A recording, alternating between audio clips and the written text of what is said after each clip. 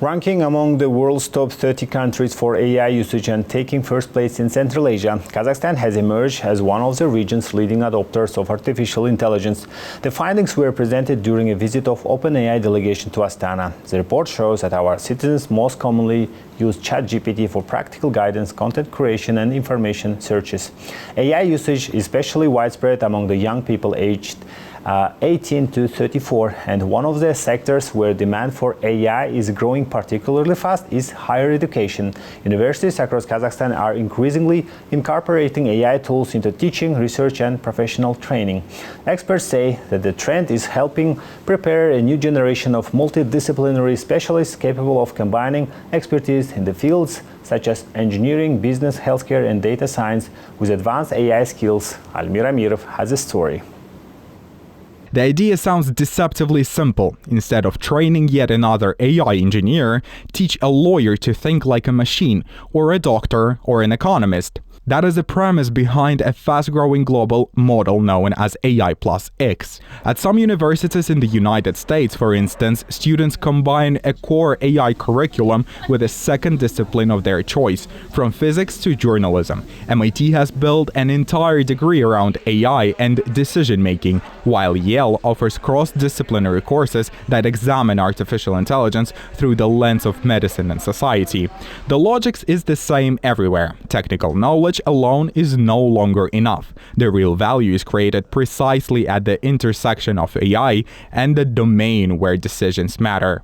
So nations that invest early in digital skills and AI education, governance around it, innovation, can position themselves as regional leaders in the next digital economy. So I would say that this is right in time.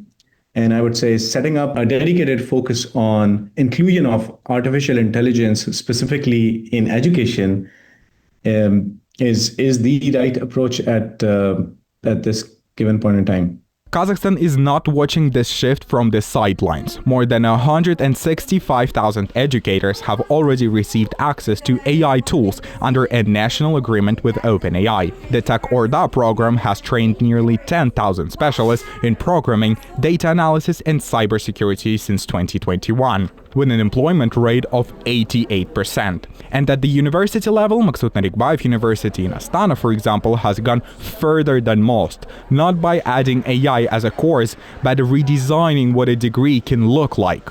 Because AI is not a separate profession, because it's a layer on the top of every field of expertise. And the world does not need a few more AI engineers or IT specialists or coders. It was not so long time ago, but now it is the very natural part of every sphere. For example, the AI+X model from Maksut Narikbayev University does not train a specialist in AI in general.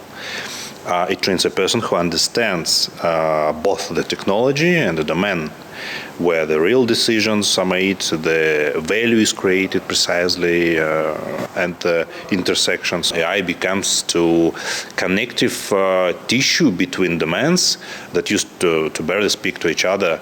That is why the future belongs to the hybrid, the lawyer engineer, the physician data scientist, the manager who speaks the language of algorithms.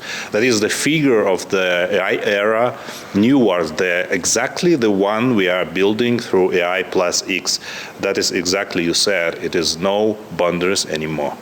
The market is already sending the same signal. At PwC, a global study published in 2025 found that industries with the highest AI exposure saw productivity growth nearly quadruple, from 7 to 22% in just 6 years. Companies in those sectors are now generating 3 times more revenue per employee than those that have not adopted AI. Demand for hybrid roles, part domain expert and part AI practitioner, is rising across finance, healthcare, law, and public administration. The conclusion is straightforward. The most valuable professionals of the coming decade will not be the one who knows AI best, but the one who knows what to do with it.